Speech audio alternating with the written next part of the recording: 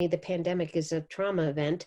I think was one thing that was, super stressful for people was all these sort of half losses. But the isolation's a lot.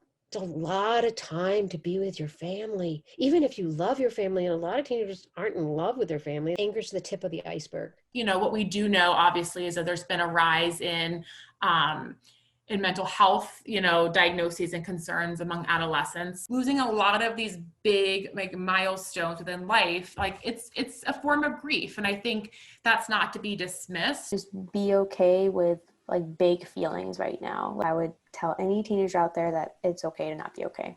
And I missed out on my high school graduation. I definitely missed going to school. Sometimes I do feel like I'm missing out because of social distancing and quarantine. But I also, on the other side, I know my friends are feeling the same way, and we're all kind of sharing these emotions, and it makes me feel less alone even when I just am alone in my house. Very lonely over here. Our prom was canceled, which I was looking forward to. I feel like I had all these expectations for how junior year was going to go, and that is exactly the opposite of what is happening right now. One of the things I missed that surprises me is time away from my parents. I feel like I'm gonna come out of this with like no social skills whatsoever. I'm so happy I don't have to go to school. You spend a lot of time stressed out over your future. I feel like I'm missing out on everything.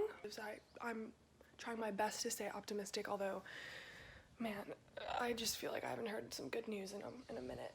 I just feel like sometimes there's never gonna be an end, and this is what I'm gonna have to deal with. And it's a little scary. This is not a forever thing. Life for me right now is just one big blur, I guess. I like the fact that I'm independent of my own schedule. I miss school, and I don't like school. What does it look like being a teen in 2020? It sucks. It's not fun.